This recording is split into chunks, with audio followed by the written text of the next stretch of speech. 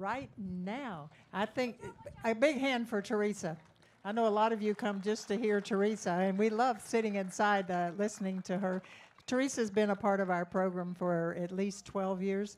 I met her that many years ago at another air show, was introduced to her, was fortunate that she agreed to come to Oshkosh, and she keeps coming back. So thanks to Teresa. And while I'm saying thank you, of course, I will tell you, my name is Connie Bolin. For those of you who are here quite often, you've heard me say this same thing, that I am the founder. We've been here for 25 years now, which is pretty amazing. That we have, over the years, when I ask a owner of an aircraft or a veteran to participate in Warbirds in Review, I don't know that anybody was said, nah, I don't want to do that.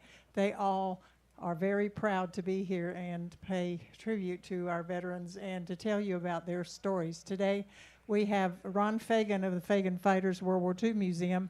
They have stepped in with their P-40, so you know it's nice to have a spare friend or a spare P-40, and both of those come with Ron Fagen when Butch Schroeder's airplane could not be here. So a big thank you to Ron, and along those lines, Ron and his wife Diane are the ones who are responsible for this Quonset hut behind us.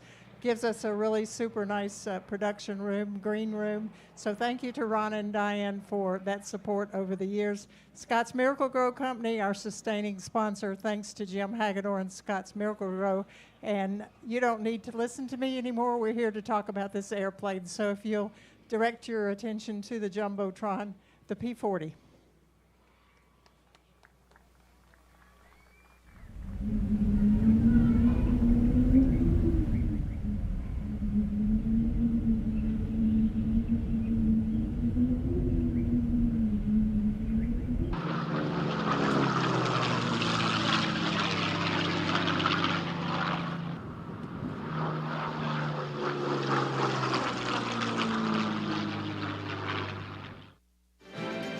The Aleutians, not a vacation destination then or now. More than 1,200 miles of volcanic islands stretching southwest from mainland Alaska toward Japan. It was, and is, an ugly place for human beings. Craggy mountain peaks, barren, bitter cold with high winds, snow and ice, rain, and dense fog. Few animals, no trees, and no wonder, mostly not inhabited. The attack on Pearl Harbor had alerted the United States to the Japanese threat to the American mainland. So in early 1942, just 3 months after Pearl Harbor, construction began on an Alaska highway to carry troops and war materiel to Alaska from the lower 48 states. The road would stretch across much of Western Canada.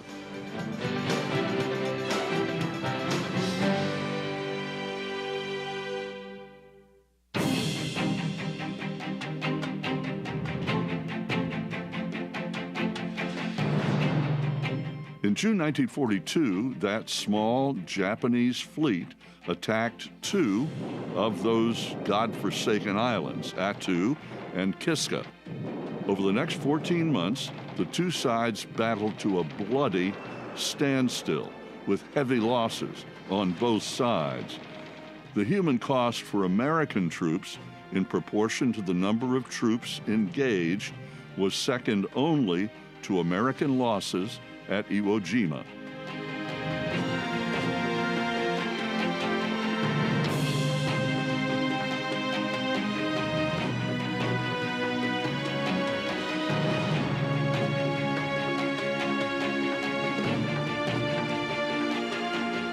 Over those months, as many as 6 fighter squadrons, mostly P-40s, but also P-38s and P-39s, were based in Alaska and brought the fight to the Japanese, all the way to Attu and Kiska.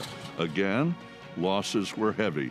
45 planes were lost in combat. Another 185 were lost to weather and accidents. many pilots died.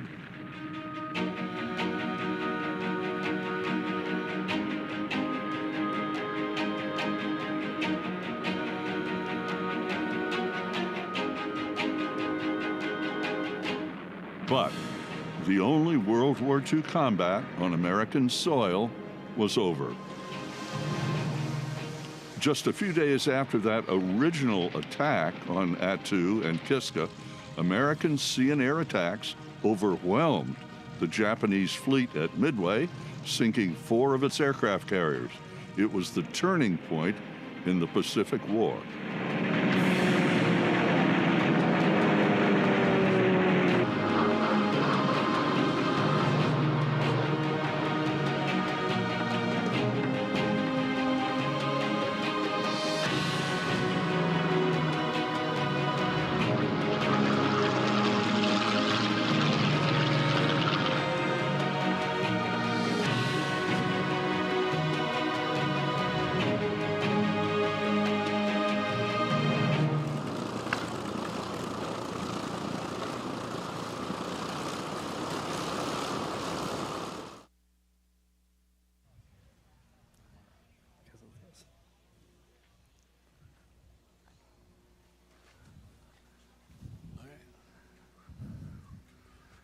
All right, well, what about that, ladies and gentlemen?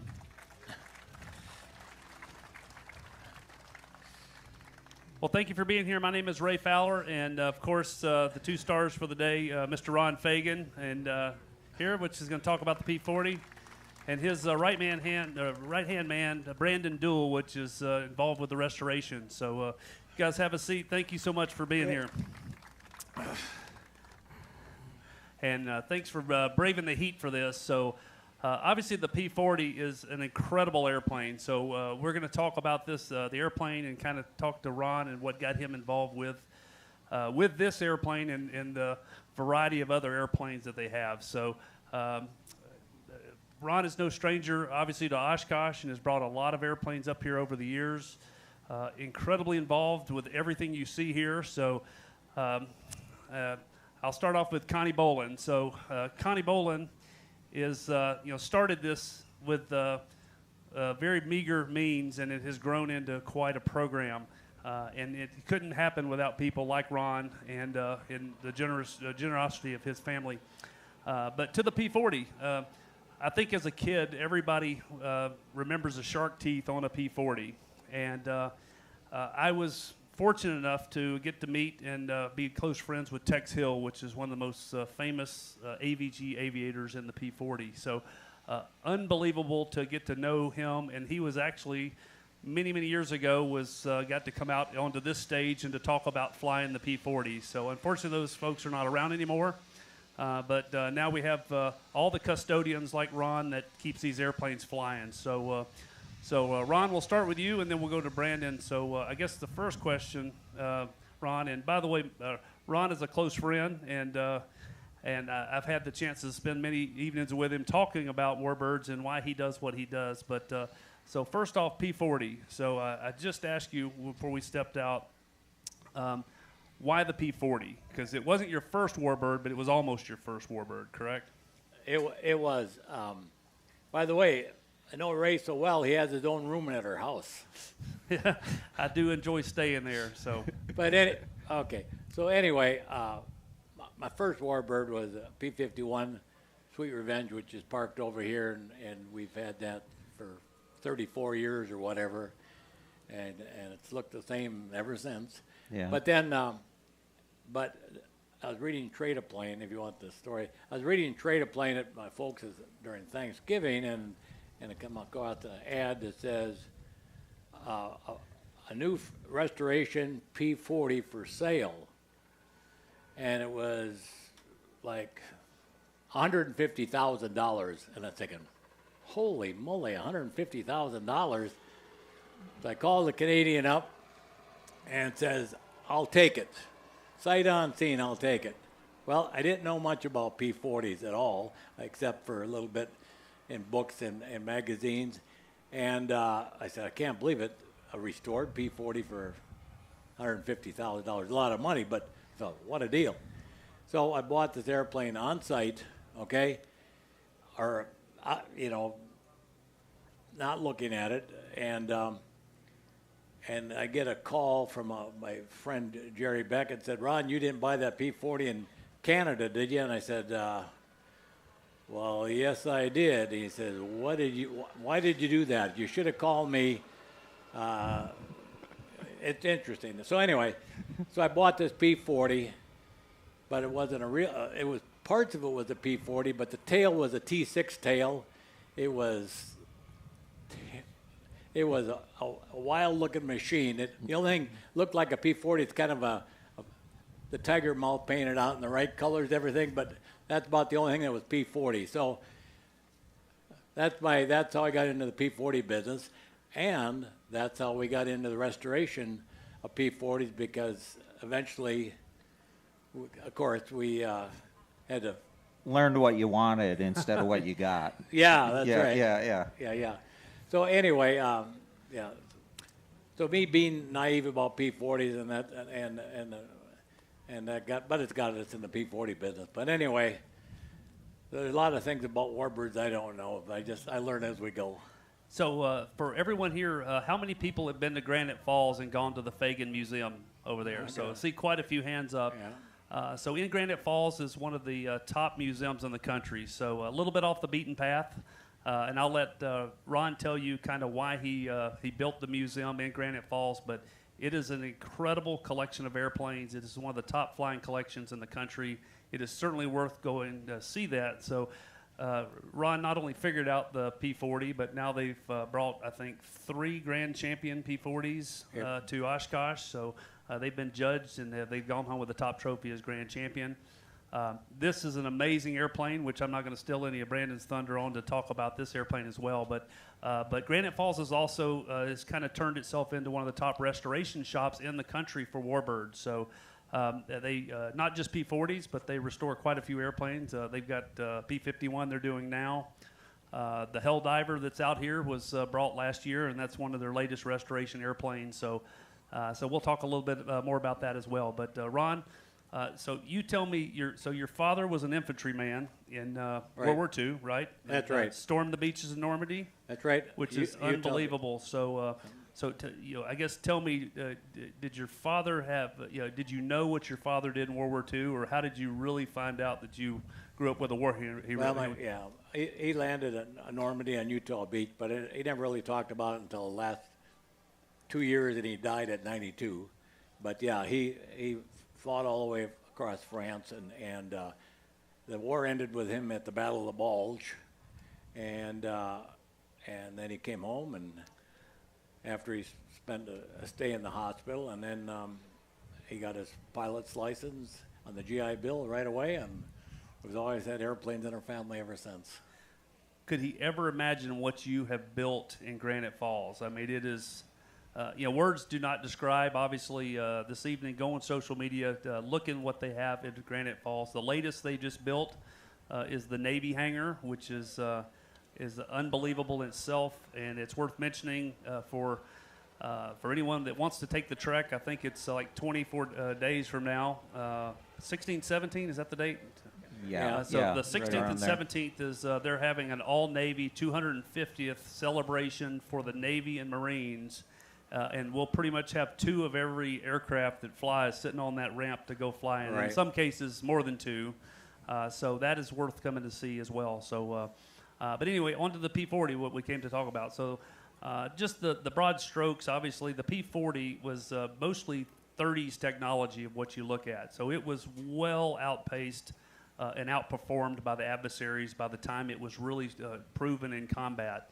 And we'll talk a little bit about it here, and then, like I said, we'll make Brandon, which he's the expert on the airplane, really get into the weeds. But unlike the P-51 that you see out there, this airplane has an Allison engine on it. So it was well underpowered, and again, part of the systems that flew the airplane with that engine and this, this configuration of airplane, particularly whenever the AVG, which flew against the Japanese fighters, again, they had to adopt tactics that would allow the airplane to be able to shoot down those airplanes, and really, they didn't want to get much into a turning war with them for that reason. once the P-51, it is a quantum leap in performance over this airplane here to go fly. So, but it is such an amazing airplane to go fly, and it's so iconic. Certainly the way the gear goes up and down, which we'll talk a little bit about as well. So, so Brandon, why don't you tell me about this particular airplane, which this actual airplane has combat history, correct? Yeah, it has combat history with the Russians, actually. And during the war, for those of you who don't know, there was a program called the Lend-Lease program. And through the Lend-Lease program, they basically took and supplied our allies with equipment, aircraft, tanks, different things like that. And so this P-40 went over to Russia through the Lend-Lease program. And it ended up in the Murmansk area of Russia, Archangel nowadays, I believe it's called, northern Russia. Pretty cold, barren area. Anyway, and I don't remember the fighter group it was stationed with, but it was out on patrol with another P-40. And during the patrol, they ran across some BF-109s and tangled with them a little bit. As far as I know, neither side shot down any. We didn't shoot down any BFs, or the Russians didn't shoot down any BFs, and they didn't get our P-40s. But during that battle, they got lost, couldn't find their way back to their base, and so they flew around till their fuel ran out, ditched it in a marshy area, and the plane sat there until early 90s, I believe. Both were kind of pulled out, one of them by the Russians, the other one by an American group. And let's see, so this is the plane that was pulled out by the Russians. It sat in a Russian museum for a while, and then eventually, through different sales, worked its way to the United States, to Georgia, and then Ron ended up buying it from there. And the other plane actually was recovered by the American group, and that went to a gentleman named Ken Hake. And Ken is the gentleman who kind of started the restoration business that ultimately he decided to sell and Ron purchased. And once the wrecks he had, which included the plane that was recovered by his group, and then this one, we're in the shop together, and we started doing history research. We found out that they actually were the two sister ships that flew together during that little skirmish with BF-109. So kind of neat little history there with this plane. Yeah, that's incredible. And Ron, I was going to ask you about flying the airplane, because obviously you've spent a lot of time behind this airplane and just flew the airplane over for the show here. So you tell me, as far as flying characteristics of the airplane, Okay. like what don't you like about a P-40? I love everything about it. Well, what doesn't it do No, as well as a P-51? How about that? Okay. Anyway, P-40 is great.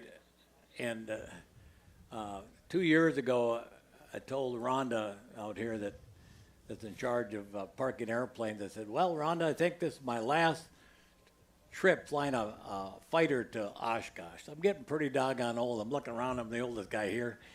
And I said, so I think I'll probably bring a trainer or something next time. And then Connie called up and said, Ron, our P-40 canceled for the show. Bring your P-40. Well, you can't tell Connie Bolins no. So here I flew it again, brought it here. And it's a great flying airplane. Yeah, the controls are very light. Great. It's fun to do aerobatics with. I mean, they're just wonderful. And they won't kill you quite as easy as a P-51. And so I feel very safe in the P-40. And I'm an old mechanical guy, so I like all the mechanical stuff in it, I understand that. And we took us a while to figure out the brakes. The brakes aren't like wonderful, but Brandon figured out how to make them pretty good. That's good. I finally learned how to do a good crosswind landing, to figure that out. And but actually, I think I like almost everything about the P-40, Ray. I kind of like it. So one thing that's interesting about the airplane, so the scoops you see on the front, so the two bigger holes that are on the top there, they go to the radiator, and then the bottom one goes to the oil cooler. So I would say definitely at Oshkosh, particularly whenever you get stuck in a line of airplanes, sometimes the P-40 is not the airplane to get to. So I'm sure you've done it where you get literally when you're just feet from where you're parking the airplane and you have to shut it off because it will overheat on the ground. Yeah. And have you had it, this airplane, have you had to shut off before you got to the chocks with it before? I have. I've done that many times right here. But the Allison starts up very easily. But what I usually do, you're supposed to wait until you get to 50 C with the oil temperature before you run it up and take off. But my method is I get the oil temperature to 40 C, do my startup or my Run up. right there on the spot, and I'm going down the runway. And it worked pretty good if you're lucky enough to get where you got to go to take off. But that's I push it a little bit and go a little bit early, but it worked pretty good for me. And I'm sure when they started combat airplanes, you know, they pretty much joined straight into the fight with them and didn't have a lot of taxi times with it. And I've heard the stories with people literally putting ice into the radiators to give you a little extra taxi time. Some of the other airplanes have been modified. They have a spray bar, so they're actually able to water inject air down, or water rather, into the radiators, so they can have almost unlimited ground time. And that is one of the advantages of the P-51. Assuming you don't have a tailwind, it's got a very good scoop in the bottom. It's got a good radiator, so for the most part, you don't get yourself in a position where you have to shut the airplane right before you either take off or right before you come and park the airplane, which is pretty unique on it. So Brandon, so tell us about some of the restoration work on the airplane. So what is unique? Like, do you enjoy restoring a P-40 over some of the other airplanes, or? Yeah, I really do. The P-40, you know, the P-51. There's a lot of shops out there that do P-51 work, and you can still buy quite a few of the original parts for P-51. And then if you can't buy it, there's shops that are making it somewhere generally. With the P-40, there's not a lot out there. And when Ron bought Ken Hake's collection of parts and the stuff Kenny had made, he basically bought one of the largest collections of P-40 parts in the world at that time. And so, you know, that helped out quite a bit. But I still enjoy the challenge of some of the stuff we have to hand make and work through and figure out. And then, you know, the P-40 being a mid-30s design, it was based on the P-36, which was essentially a radial engine P-40. It was such an early design. They were just getting into all-metal fighters back then. You know, they were transitioning from rag-wing biplanes into, you know, all-metal fighters. And the engineers really didn't understand as much about mass production and just designing with all aluminum as they did by, say, 1942, 43, when the P-51 and some of the later designs were kind of on the drawing boards. So the P-40 is neat in that it's kind of overbuilt, and, you know, it's been being a mid-30s design. In order for it to keep up with fighters that were coming out later production, they did a lot of modifications as it went along. And so it's just real neat because it has a lot of history of changes through the models and just a lot of fun stuff to work with. The gear on the P-40, it's a little different than a lot of fighters, especially Army Air Corps fighters. Most Army Air Corps fighters, kind of like the P-51, fold inward. With the P-40 gear, it actually folds back into the wing, and because of that, the gear actually has to rotate as it goes back in. And so that kind of adds a little bit of complexity, and with 30s technology and trying to figure that stuff out, they really went kind of an odd way with that. There's some interlocking gears and stuff like that kind of rotate the cylinder, but it's just one of those little odd complexities that, you know, is fun to work with and fun to figure out as you're restoring one of these aircraft. That's outstanding. So, Ron, tell me, do you have any favorite P-40, particularly for some of the veterans? Did you get a chance to meet Tex Hill? I sure did. I got to meet him twice right here. That's great. And that was a lot of fun. And him and his wife, Macy, are great people and just normal people. You could talk to them. It was wonderful, and so I enjoyed visiting those people. Part of Ron and his wife Diane, which unfortunately Diane is not here. We wish she was here, but she had some issues back home and is not here with us today, and usually would be. But it's amazing what they do for veterans, worldwide. I think the latest one you did was the 100-year-old that went and flew in your Helldiver, correct? Yep. So, well, you were the pilot. Yeah, and it's so amazing to put those together for your event. So I want to talk a little bit about the event coming up here in 2 to 3 weeks. Right. So don't you have 2 or 3 100-year-old veterans that are going to be at that event? Yeah, Don McPherson was coming here for a Friday deal, but he decided that he's 103 guys and girls, 103. He drives from his farm every morning in Adams, Nebraska, into town for coffee. Then once a week, he drives in 60 miles down the interstate by himself, downtown Lincoln, to see his doctor. 103 guys. And so he's going to be at our event. We were hoping he's going to be here Friday, but he thought he just better keep it to one event. But yeah, and then we have several other 100-year-olds will be there. But yeah. I'll mention one other thing about the P-40. You can fly a P-40. They have the world's best heater in a Warbird. I flew this airplane 20 below zero, and I didn't freeze to death. So it's amazing why it's got such a great heater, but that's good. In Minnesota, it's good. Yeah. But yeah, and yeah, we want Brandon's group wants to.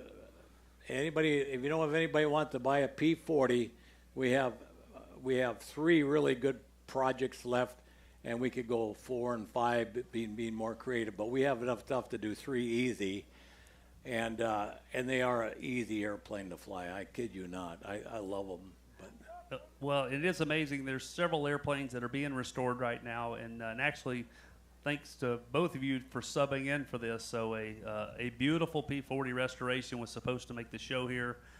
For it, Butch Schroeder, Craig Davidson, they were supposed to come and speak to it and for the event, and their airplane will be here next year and be judged. So hopefully you'll get to learn about their airplane as well. So. Right.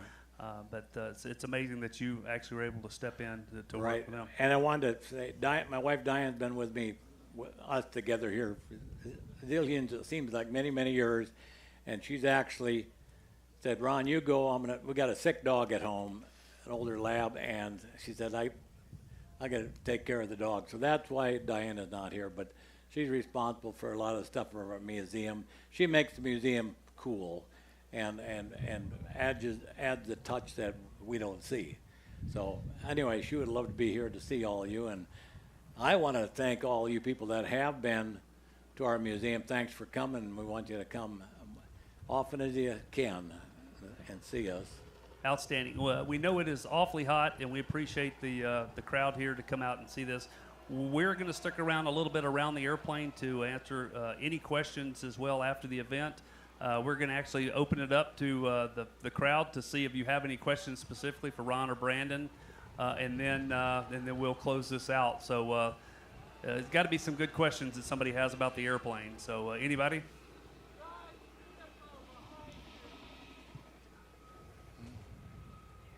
No. I was right up there. Just curious if you could talk about the top speed, the cruising speed, and just some of the things you're able to do as you're flying it. On the P-40? Yeah. Well, when I'm flying in formation with a Mustang, I always got to throttle way back. They can't keep up to a P-40. Not true. But I go cross country about 230, 220 knots, pretty comfortably, and 230, and so it's not slow. It's very comfortable. Plenty of room too, so it's nice. Do I have another question? No. There we go.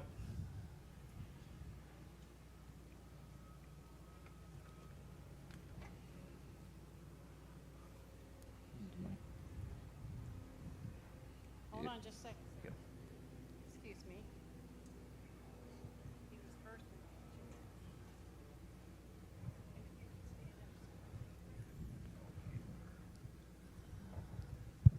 It's just a comment. My father flew most fighters in the Second World War, except the P-38, and he said the P-40 was the nicest flying plane he ever flew. There's a guy I agree with.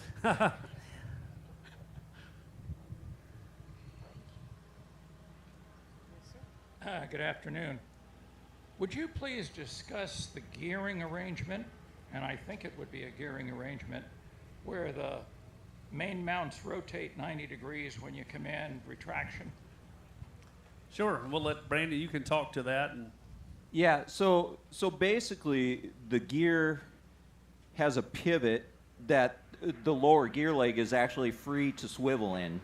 And on top of that gear leg, there's a bevel gear, and it meets up with another bevel gear that's up inside the wing.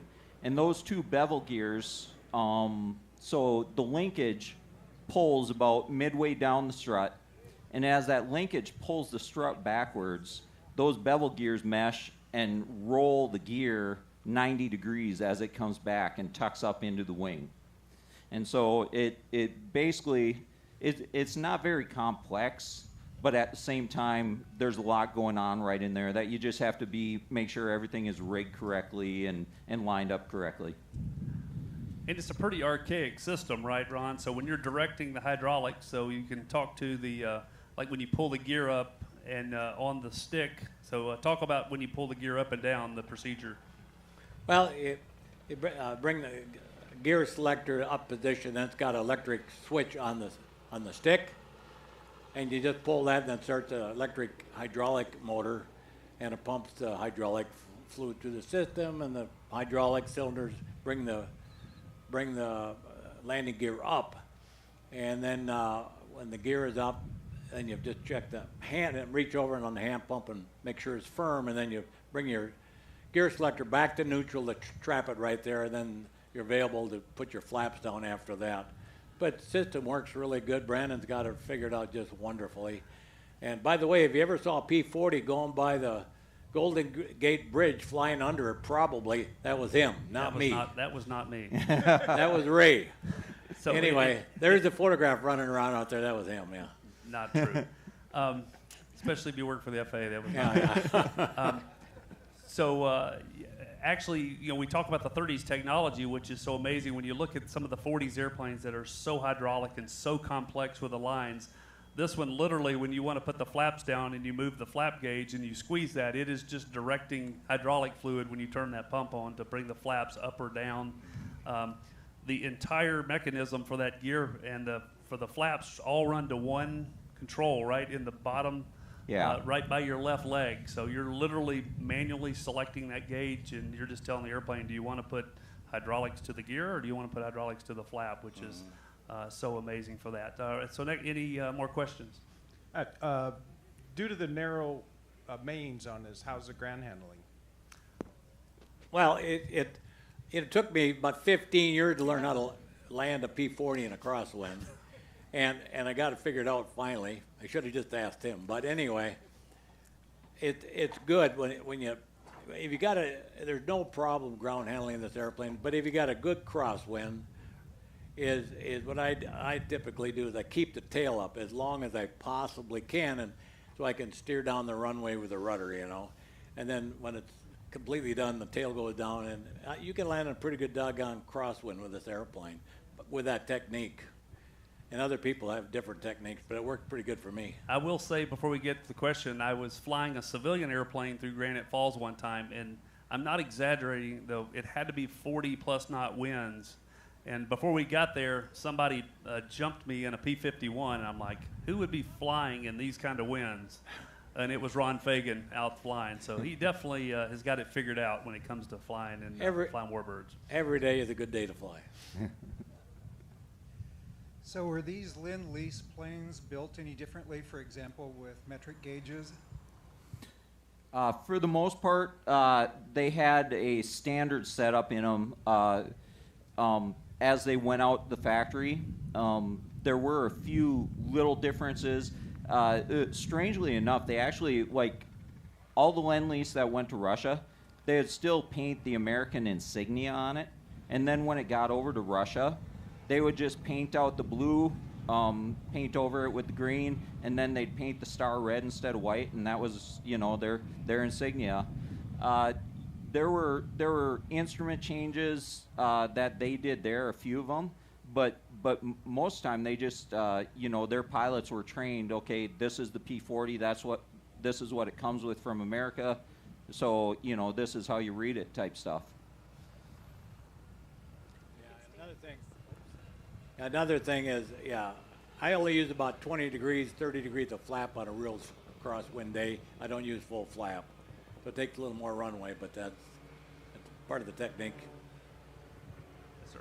Hi, I was just wondering what the plane's record was as a fighter in China, how lethal it was against the opposition there, and how many kills and so forth, how well it did in that theater. Wow, I don't know the total numbers of that. Obviously, they were credited and, you know, pretty much paid per kill. So, you know, the AVGs were like mercenaries, but very successful. But I think that'd have to be a question, unless you know the numbers. No, I don't know numbers. But you know, the AVG they developed the technique to take on the Zeros, and Ray may have mentioned this, but you know, and they really had it down very well. Claire Chenault, you know, really was tactical in how he planned stuff, and they really figured that out early on how they needed to attack the Zero. And of course, Claire even went back to the United States and tried to tell, you know, different branches of the Army Air Corps, you know, different ways that they could be approaching, you know, these enemy fighters, and try to explain their tactics to them. They were kind of slow to incorporate them, and so when we actually did get into the war, their kill ratio was much higher than our highly trained pilots. You know, his group of volunteers, their kill ratio was a lot higher than our highly trained pilots, because he developed those techniques, and eventually the Air Corps brought those techniques in, and they were more successful. But I know they were quite a bit more successful than the Army Air Corps initially. All right, probably have time for one more, and then we will close this out. One more question? Yes, sir, up on the top.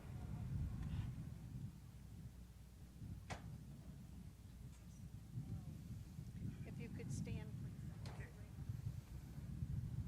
Yeah, I was wondering what happened to your original P-40, the one with the weird tail. Oh, well, if you want to see it, you can see the wings on the fuselage and the cowling on it, all complete, hanging from Warren Peach's hangar in Minot, North Dakota. All we did is strip off some original parts and kept them, and we gave the airplane to Warren so he can look at it every day from the ceiling. All right, folks. Thank you so much. Ron, I want to thank you for everything you do for Warbirds in Review. Brandon, thank you so much for coming out. Also, to Ed and Connie Bolin for obviously what they built here and letting us all get up close and personal airplanes, and really give everyone access to airplanes that not everyone would have access to otherwise. And please come out and answer questions. And most importantly, is 15 minutes, and this is thanks to Ron and Diane and their generosity. They are starting a Bud Anderson Memorial here. The phase 1 is next door. They are having at 2 o'clock, so in 15 minutes they're going to have that just right on the other side of here, and you'll see that's where they're starting phase 1 of the garden, and it'll be a whole Bud Anderson memorial. And he was a triple ace, and we miss him greatly. He flew the old Crow, and I'm sure some of you heard Bud Anderson speak over the years here. So please join us for that. Thank you so much for coming out.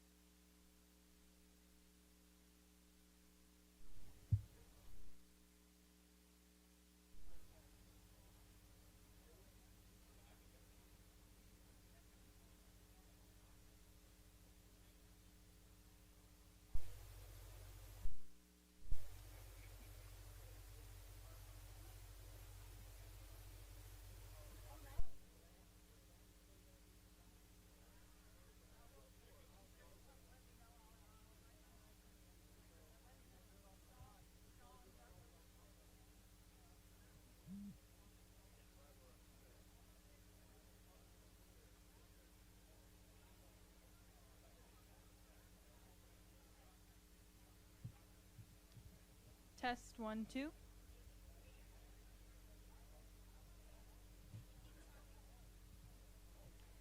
Just gonna keep testing the mic, see if it's working. Levels are good.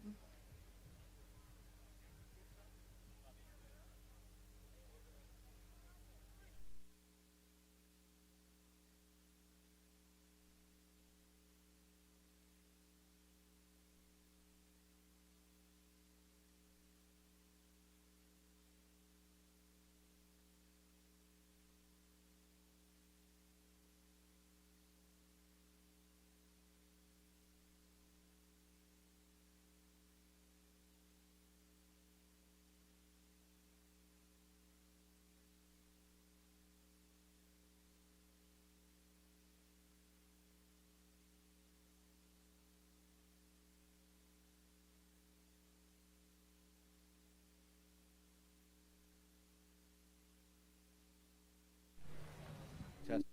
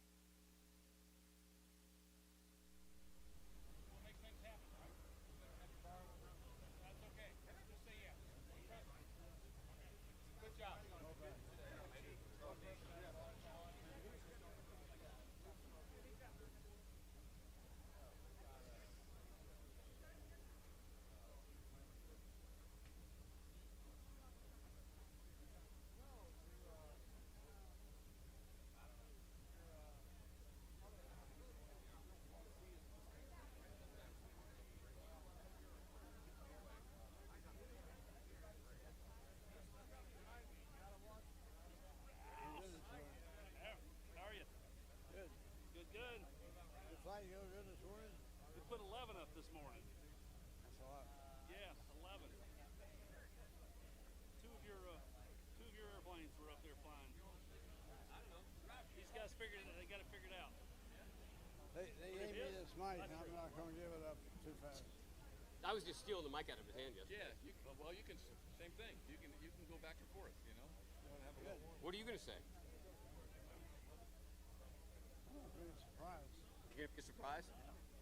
You weren't here, like, when he said, basically, I feel sorry for the Japs. The Japs had no choice but to attack us at Pearl Harbor. Did you ever heard of this nonsense? We'd taken all the scrap steel, and we'd taken all the oil and everything all over the globe so that there was no... Doesn't he have American flags and everything? There was no... Doesn't he hate Toyota?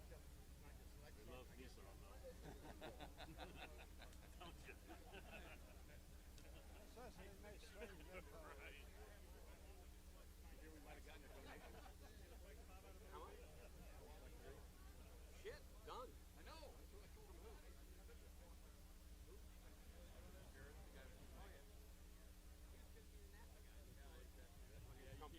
him. Test. Hello? What's up, Bob? How soon are you going to start it? Can I have everybody's attention, please?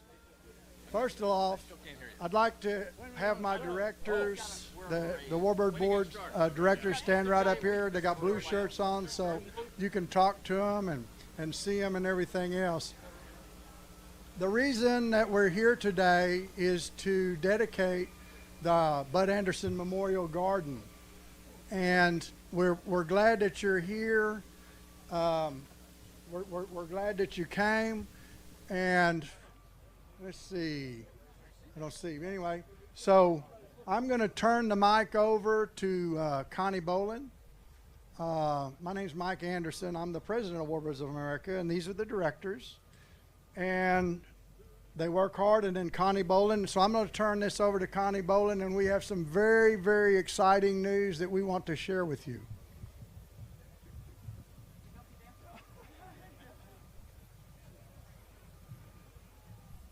Thank you, Mike. Thank all of you who are here. Most of you know Bud Anderson, knew Bud Anderson. And we have a photographer here going, move over, move over.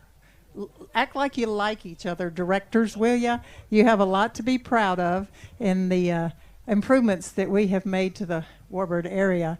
Bud Anderson was a tremendous friend to Warbirds. He loved being at Oshkosh Air Venture, and we all loved him. So it was, the thing to do was to establish a project, a fund in honor of Bud and the very humble beginnings you see right here in this garden. So we'd like to, today, we're here to dedicate the garden and the small museum behind us, which is a work in progress. Beyond that, we plan a Bud Anderson Operations Center that will support our members. We will have more meeting rooms. We have a larger briefing room planned and other things that will support the project here that Bud, again, supported Warbirds and did his part to keep them flying. So with our dedication to making this project a reality, Bud's legacy will carry forward for all these years to come. So I thank you to the board members. I don't have their money in hand yet, but I have a commitment from this board to be a 100% participation to support this movement. So guys, you better come through, because I just said you were coming through, and I know they will. So that is a wonderful thing. I have to thank Fred Telling, who is our board member. Fred came up with a challenge when we first talked about this, said, okay, I'm going to give this amount of money, and that amount was $50,000, and I challenge my friends to meet that challenge. So I will go to Jim Tobel, I think is right here in front of me. Jim Tobel said, okay, I'll step up. I think with Shelley's blessings for sure. You got to know that. So Jim Tobel was our second $50,000 donor. My friend Jack Roush and Jim Hagedorn over here, they stepped up and said, yes, we're in.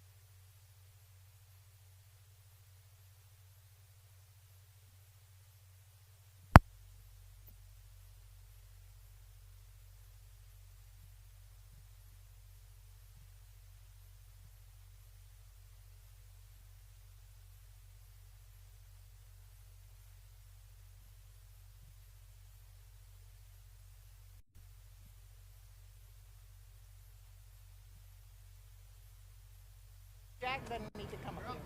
No. You're going to step right up here in front. Hey, we're working now. I'm just telling Jack Roush where to go. You cannot. Oh, look at him. No, Jack. No. Oh. Yeah. Okay. Who tells Jack Roush no? You want my microphone now? Just have the microphone. Okay. Well, wait a minute. Let me finish recognizing your friend Bob Bull that I think you sold your airplanes to, but then you coerced him or challenged him, and he came up with $50,000. And then Rod Lewis joined in. So that gave us our seed money, which was a really big seed start, our initial sponsors. And okay, he's looking at me. Give me the microphone. Yeah, I was behind my own leg. I never got a chance to shout at the mic.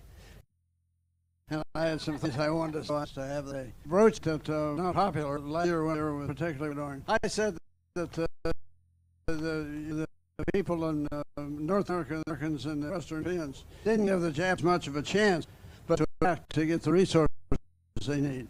The whole Far East rich of resources were all organized by the empire building countries to make it possible for them to grow. So the Japanese were an emerging primitive people, resources to join the industrial age, and they had to fight us to get them. And I would have been on the same side of the fight that I'm on today for the Western European and the North American interests, but I wasn't given a chance.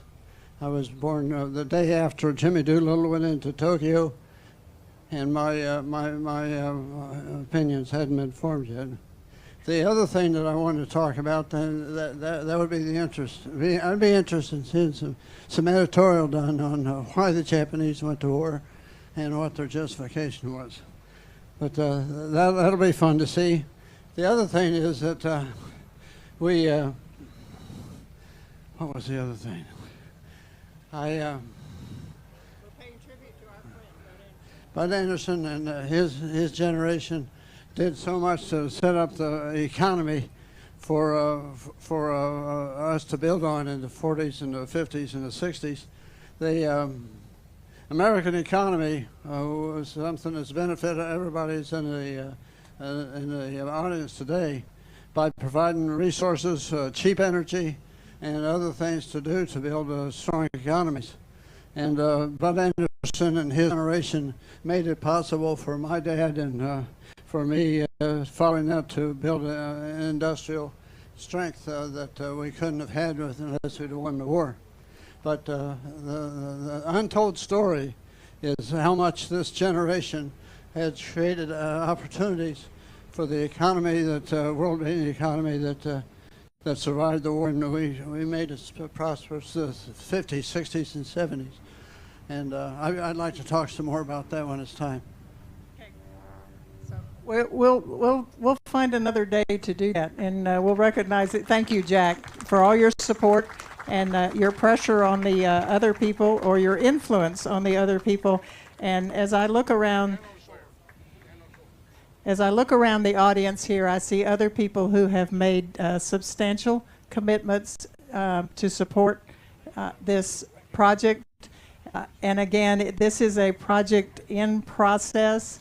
We don't know the exact floor plan for the larger Bud Anderson Operations Center that we will build, but we can get over the top with your help. And we as a board, and I thank all the board for their support, promise you that it will serve our members, and Bud will be proud because he cared about our members. He will be pleased for the support he can lend with his name to support our project to keep them flying. We have today, I think some of our directors, speaking of influencing friends, I think we have directors who have worked on one particular gentleman, maybe brought him around to thinking that we have a lot of good things going on here, and that is so come here, and we do a lot of good things in this 1 week. So I'm pleased to announce again that a lot of our directors brought another new person relatively into our war community. That is Jared Isaacson, who has stepped up to say that he will support this project. Jared, would you like to come forward and say something? You're more, come on, dude. Thank you, Jared. Nice to meet you. Thank you very much. Thank you. Oh, I'll just be very brief. I literally just found out an hour ago about this project. General Bud Anderson's American hero. We absolutely should be preserving his legacy. Can't think of a better spot to do it than here at EA Warbirds. So I said I'd happy to cover the remaining months. Can guarantee this gets done. And hopefully it's the first of many more exciting projects. I'm eager to be helpful. Thank you. Thank you, Jared. And I will add on to that. And again, thank you so very. No donate to what we think is the target, because you can build, anybody around here who probably has several vehicles or building or whatever, you go, oh, now I have it. Now I have to maintain it. So our project is designated funds to the Bud Anderson Memorial Fund. Any excess of what it takes to build this building that we have in mind at this moment, the excess will go into an endowment fund invested with an advisor, a financial advisor, so that we will be able to sustain and continue on with our Warbird projects. This is not just a one and done. And Fred Telling, I think, who was our initial, I'm in for this much, you guys match it. Fred would like to say a word or two.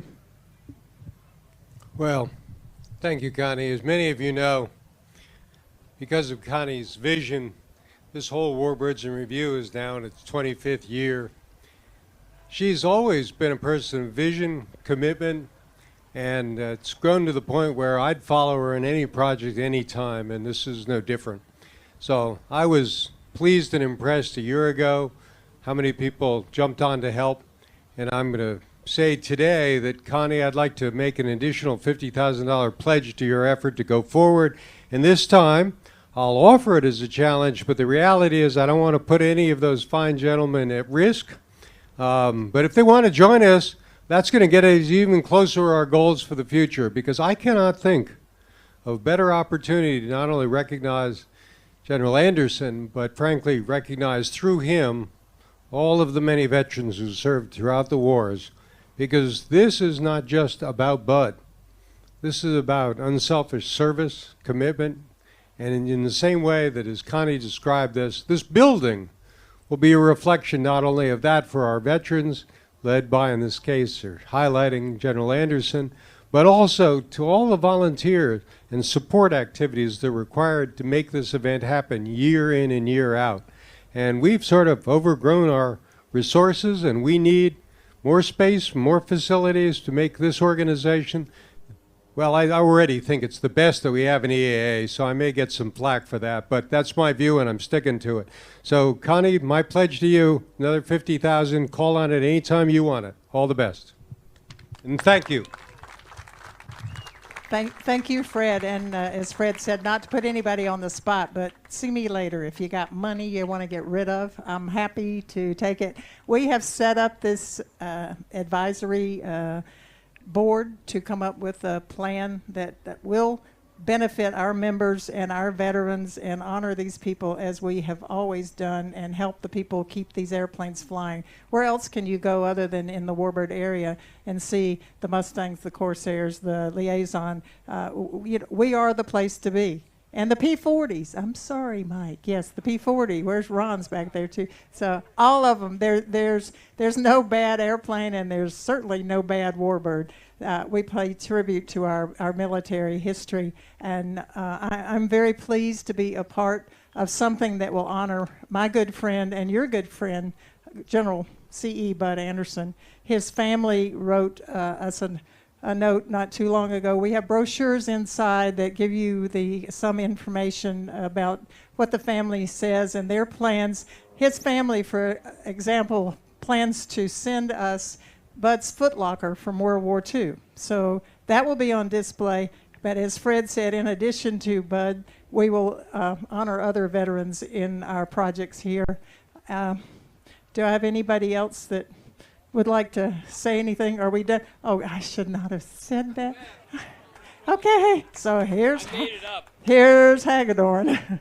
No, I don't have a lot to say. I would say Bud Anderson was a friend and a true fighter pilot, and that says a lot.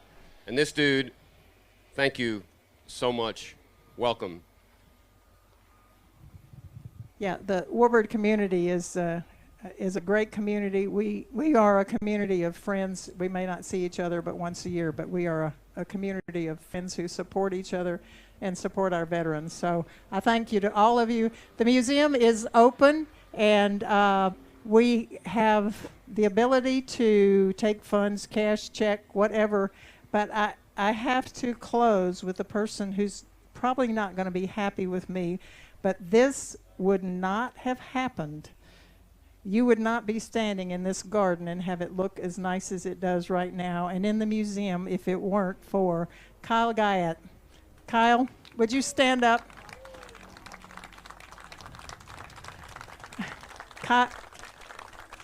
Kyle does everything for Warbirds in Review, all the details, and makes us all look good in Warbirds in Review. A few months ago, I said, Kyle, it would be really nice if we got the museum and the garden together, and I know it's a lot. She accepted that challenge, and we have a beautiful start to what will go forward and serve Bud's legacy forever and the Warbird mission forever. So yay, Kyle. Mike, did you want to close, or you have anything? Close quick. Yeah, close quickly. It's hot. It's hot. We're going to close. Thank you again so much for coming, being a participant here. We appreciate everybody. Again, just like Connie said, how we can make the member experience better is to continue to make our area better, and we appreciate you and everything that you're doing. Thank you for coming. Thank you so much.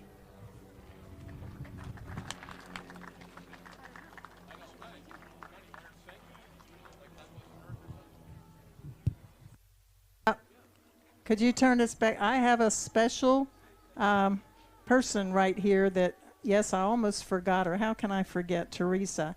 Teresa had a favorite song of Bud Anderson's, so that I would like for you, as you mingle and depart, I would like to have Teresa sing that song. When I started here, Bud came up to me and said, "You have to sing this song anytime I'm around." And I even went for his 100th birthday and sang it for him. So this is just my last, this was always the last song that I had for him, and it was his favorite. It's "I'll Be Seeing You." I'm just going to sing a little part. I'll be seeing you in every lovely summer's day, in everything that's bright and gay. I'll always think of you that way. I'll find you in the morning sun, and when the night is new, I'll be looking at the moon, but I'll be seeing you.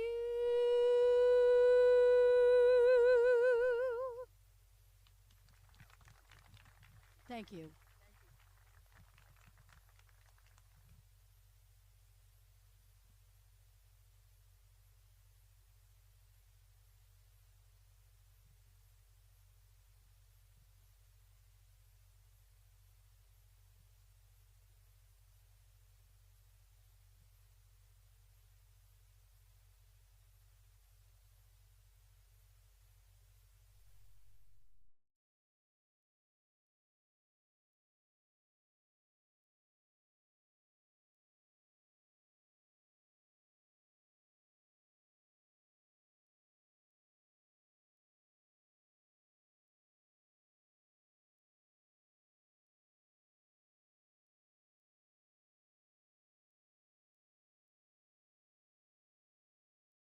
Families, forged memories, and pushed ourselves farther than ever before.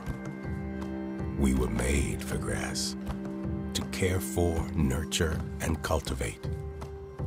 We've always made sure to have a patch of our own, because there's no greater feeling than being on the grass. Except leaving it.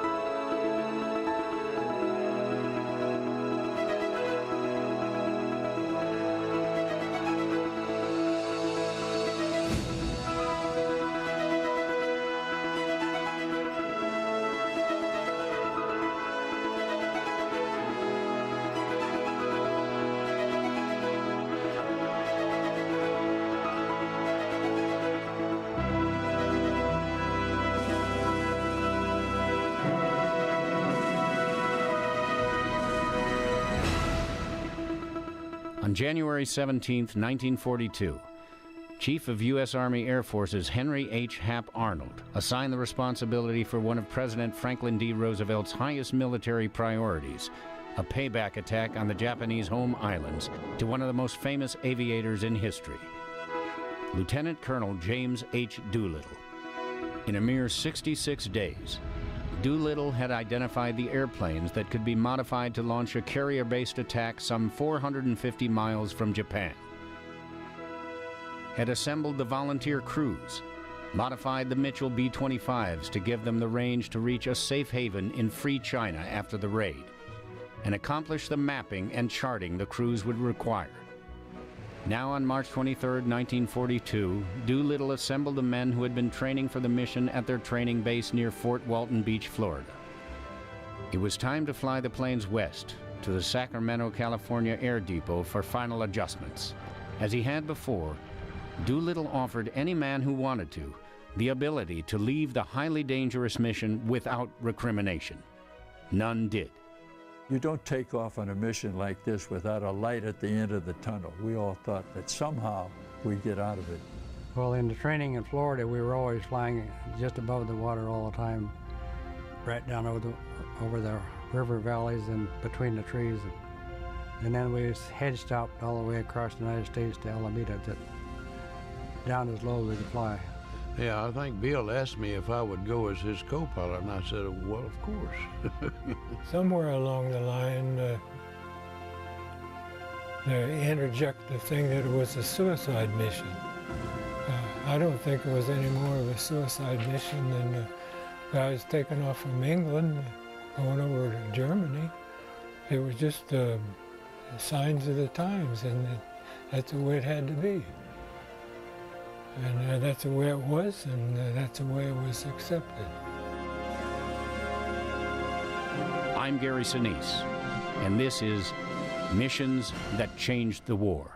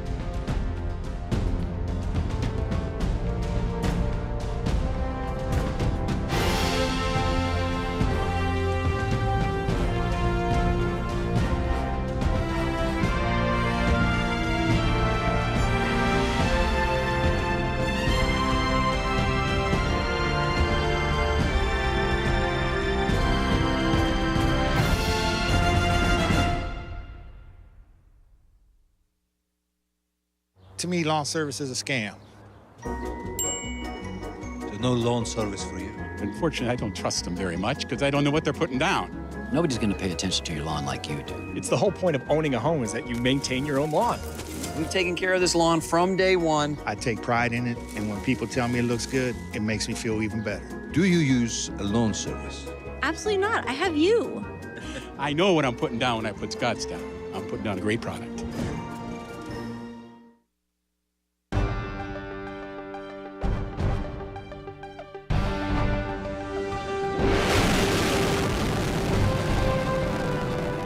STS-27 was my third launch, and it was only the second launch after the Challenger accident.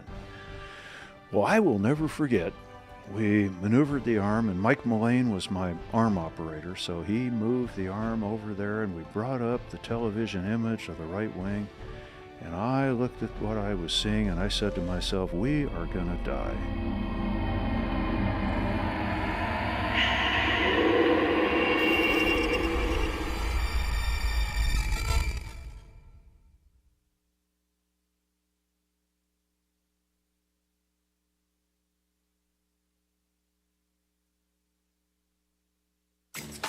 You know, plants aren't so different from us, are they, Ryan?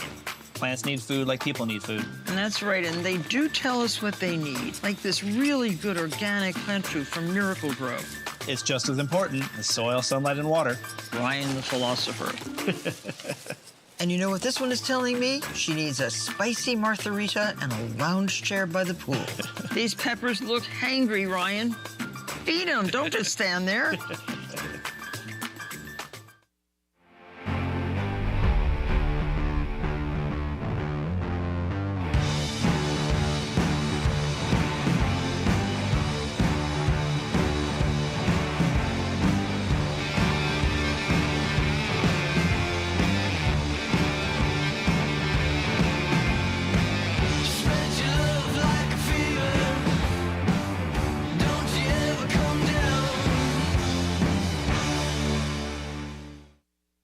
You know, we've started this controversy about whether this is dirt or soil. Everyone's all up in arms about it. So what do you call it? You say dirt, I say soil, you say soil. When do I say soil? I never say soil. You just did.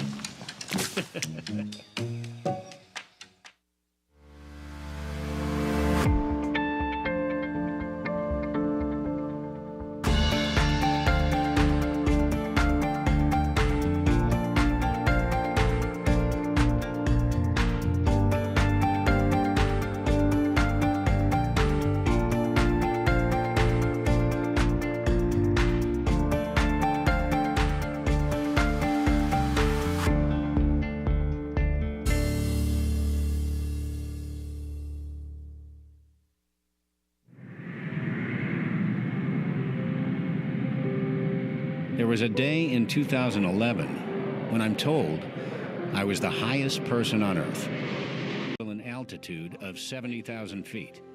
Thanks so much. We'll see you tomorrow. It was a voyage to the edge of infinity. For a few minutes that I will remember for the rest of my life, I stared through the frost formed on the canopy of our aircraft as deeply as I could into forever.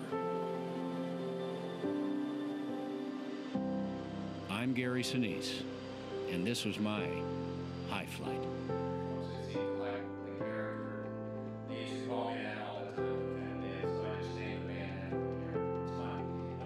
Thank you so much.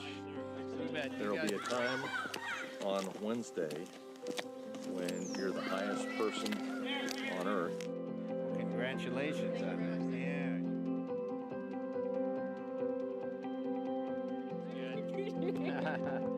You got it. That'll be good for the wall.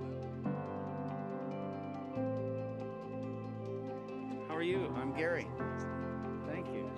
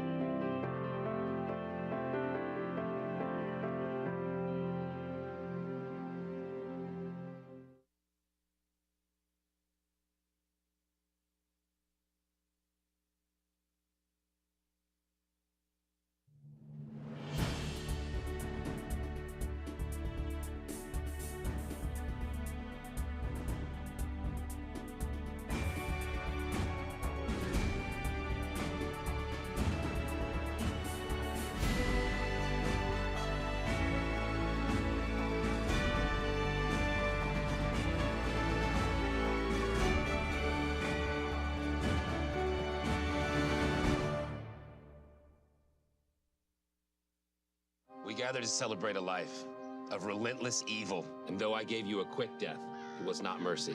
It was Ortho Ground Clear Weed and Grass Killer. Kill 'em all! Ortho Ground Clear kills really fast and for organic gardening. Speed you can trust.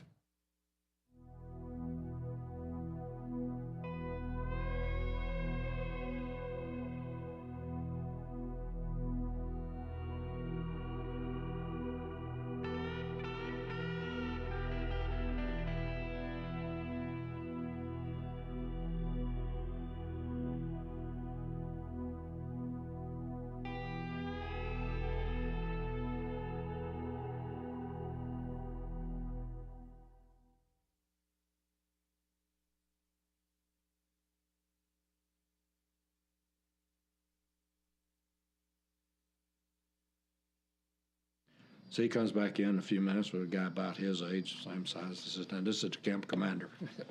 And I said to myself, oh yeah, this was Saturday morning. I said, oh yeah, these guys were out drinking beer last night. They said, oh, we're going to have some fun with a new guy.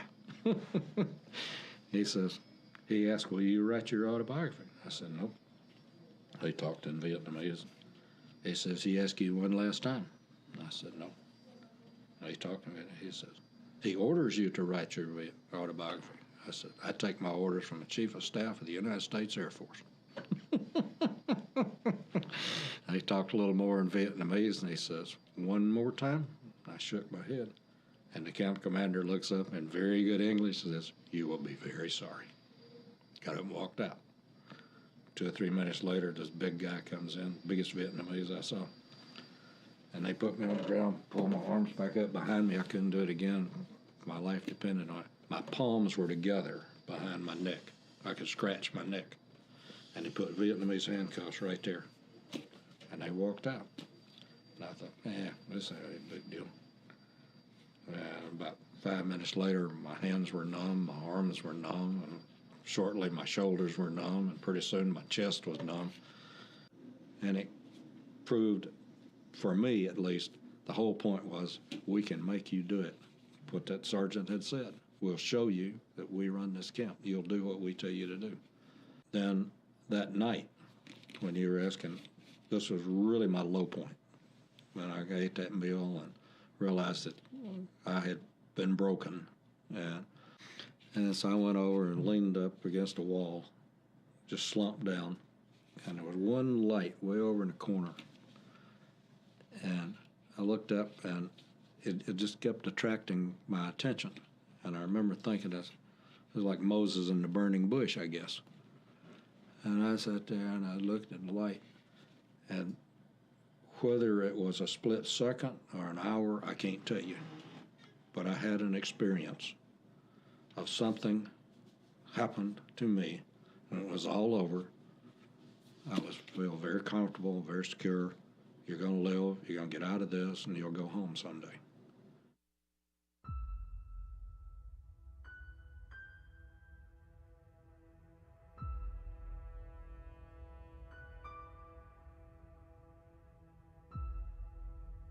What do you love the most about the air races? Camaraderie. Everybody is friends, everybody helps each other, and we're all very professional and have a great time. Some say we're crazy. I'd put it more, we have a deep affliction and a commitment to the skills and the practice of aviation, and we love it. Came for the airplanes and the races, but we keep coming back for the family. The Section 3 people were just all over me, wanting me to autograph every part of their body, and it was great. I love Section 3. If you like P-51s, if you like Warbirds, you like jets, you just like tinkering with airplanes, this is the place. What's the best part about the air races? Everything. It's the people that makes it unique. Whole lot of love. Whole lot of love. Whole lot of love. Whole lot of love. Control, Sport Gold takes about 3 minutes from the start. Sport Gold flight bridge control, cleared onto the course. Copy, cleared on the course. 230 at 17, gust 27, break. Nice job, guys. Everybody lining it up. Looking perfect. Everybody hold what you got. Bar none, this is the fastest motorsport in the world. Race planes to race aircraft. Gentlemen, you're looking good. Gentlemen, you have a race.